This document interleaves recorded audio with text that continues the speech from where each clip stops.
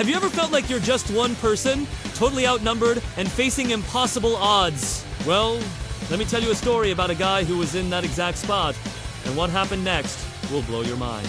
This is the tale of Gideon, one of the most incredible underdog stories ever told. So, picture this! Ancient Israel! The people have turned their backs on God again.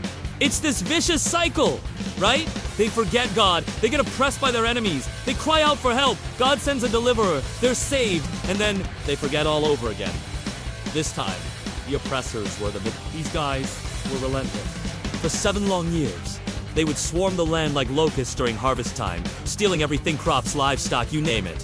The Israelites were so terrified they were hiding in caves and mountain strongholds. They were broken, starving, and desperate.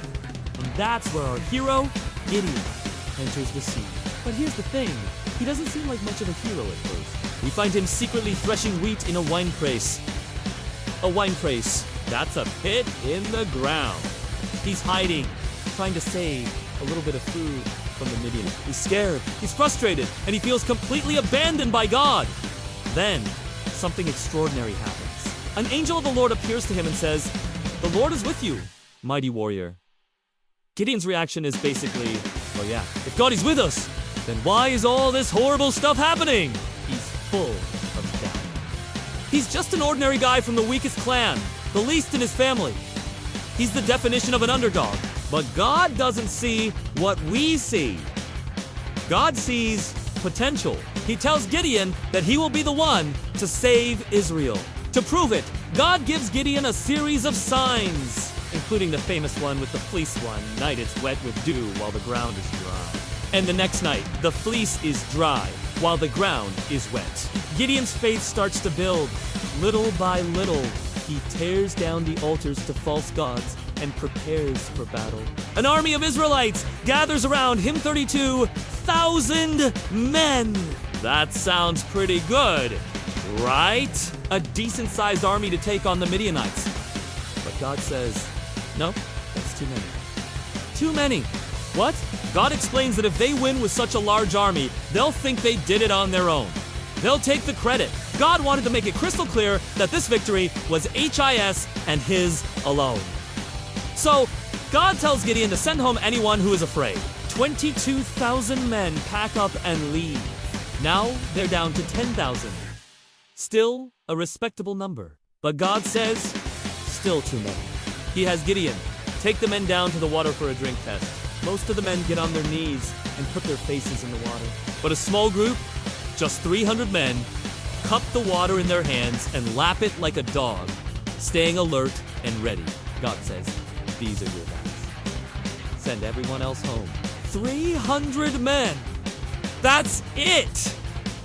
300 men against an enemy army so vast, it was described as locusts in abundance, and their camels without number, as the sand on the seashore.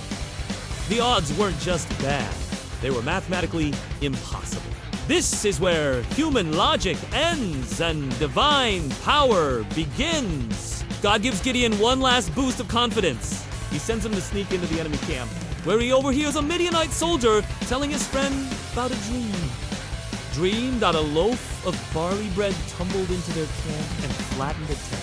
His friend interprets it perfectly. This can be nothing other than the sword of Gideon.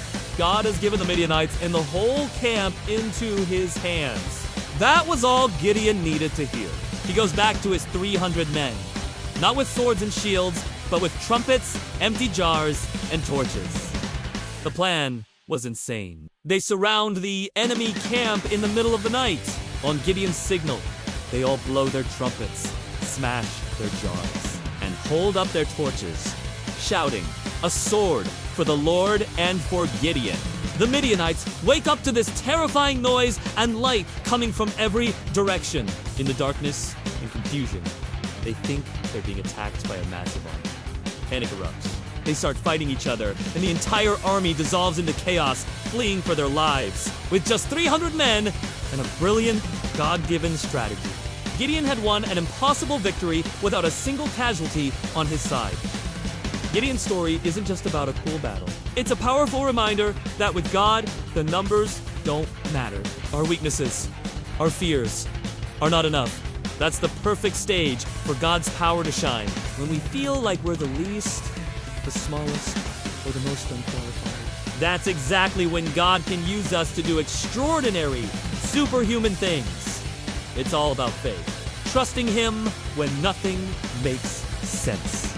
Gideon went from a scared farmer in a hole to a mighty warrior because he finally said yes to God. And that's a power available to all of us. Thanks for watching! If this story inspired you, hit that like button and subscribe for more amazing tailies. See you next time!